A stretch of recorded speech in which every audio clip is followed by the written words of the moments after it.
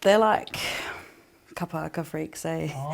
At the moment, my biggest girl is in preparation for mana kuratahi, which is happening in Kirikiriroa in November this year. So she's full on at noho for kapa'aka, comes home, needs to learn her notes. So we allow them to do that. Her sister's next to her doing the more tia. Yeah, it's beautiful. Kapa'aka is a main thing. I coached our netball team this year, so my rule was kia Māori te reo, kia kawe kōrero Pākehā. It was just to challenge our girls outside kura to, uki te reo, and yeah, it was pretty cool. Yeah, it was pretty cool. It's fantastic to model the reo being spoken outside of the confines of the kura. Yeah, and home, and yeah. Ka pai.